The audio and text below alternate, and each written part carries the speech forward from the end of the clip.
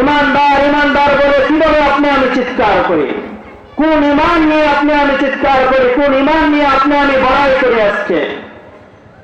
এমন ইমান নামাজ পড়ার পরে নামাজ সুন্নাত বাদ দিয়ে, নামাজের পরে তাসবিহ তাহলিল বাদ দিয়ে, জিকির বাদ দিয়ে, রাসূলের হাদিস শ্রবণ করা বাদ দিয়ে নামাজ শেষ করতে দেরি, সালাম ফেরাইতে দেরি হয় না, মসজিদ থেকে বের হয়ে টিভির দোকানে বসে নকল ছবি দেখা শুরু করে দেয়। এমন ইমানদার আজকে আপনি আমি, এমন ইমানদার হয়েছে যে ইমান আপনাকে আমাকে খারাপ কাজ থেকে ফিরিয়ে রাখতে পারে না, যে ইমান আপনাকে আমাকে গুনাহের কাজ থেকে ফিরিয়ে রাখতে পারে না। এমন ইমানদার আজকে আপনি আমি হয়েছি।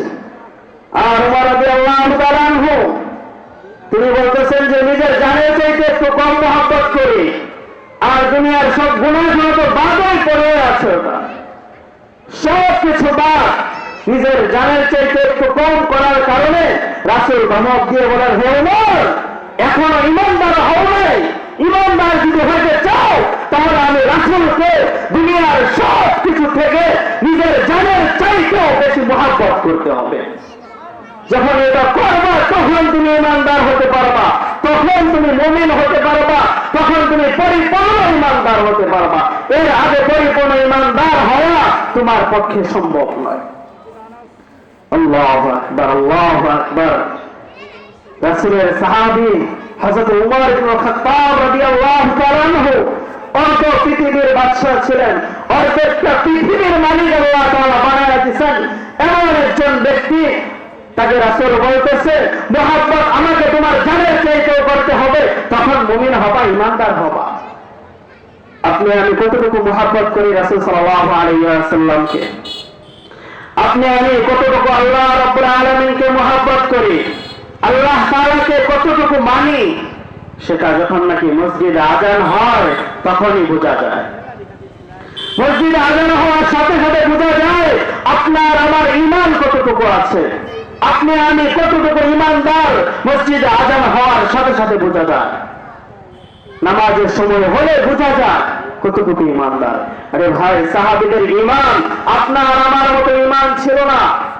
সাহাবীদের ঈমান তো ছিল পরিপূর্ণ ঈমান ছিল, এমন ঈমান ছিল আল্লাহ নবী সাল্লাল্লাহু আলাইহি ওয়াসাল্লাম, হযরত ওমর রাদিয়াল্লাহু তাআলা আনহু, হযরত আবু বকর সিদ্দিক রাদিয়াল্লাহু তাআলা আনহু, হযরত উসমান রাদিয়াল্লাহু তাআলা আনহু, হযরত আলী রাদিয়াল্লাহু তাআলা আনহু, এই সমস্ত সাহাবীদেরকে ঈমানদার হওয়ার কারণে, রাসূলের প্রতি মহব্বতের কারণে, আল্লাহ রাব্বুল আলামিনের প্রতি মহব্বতের কারণে আল্লাহ রাসূল সাল্লাল্লাহু আলাইহি ওয়াসাল্লাম দুনিয়াতে এদেরকে জান্নাতি ঘোষণা করে দিয়েছেন। বলেন সুবহানাল্লাহ।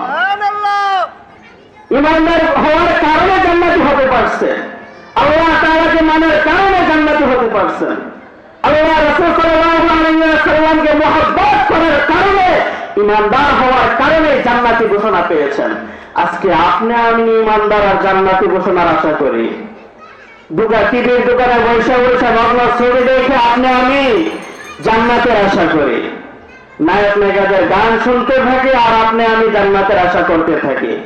জান্নাত আপনার আমার কাছে দৌড়ায় আসবো, জাহান্নামে যাইতেও বেশি সময় লাগবে না। কথায় আছে না, দেখেন দুনিয়াতে অনেকে অনেক রকম কথা বলে থাকে, এটা একটা কথার কথা, যে বলে আরে তোর তো জাহান্নামের জায়গা হবে না। কি বলে? তোর তো জাহান্নামের জায়গা হবে না। একটা কথার কথা দুনিয়াতে বলে থাকে মানুষে, মুরব্বীরা বলে, তুই অন্যায় করলে, বাচ্চারা অন্যায় করলে, যুবকরা অন্যায় করলে, মুরব্বীরা বলে, আরে তুই যে অন্যায় করেছিস, তোর এই অন্যায়ের কারণে তোর তো জাহান্নামের জায়গা হবে না। আজকে আপনি আমি কতটুকু ঈমানদার চিন্তা করে দেখি, জান্নাত বা জাহান্নামের জায়গা পাবেন কিনা।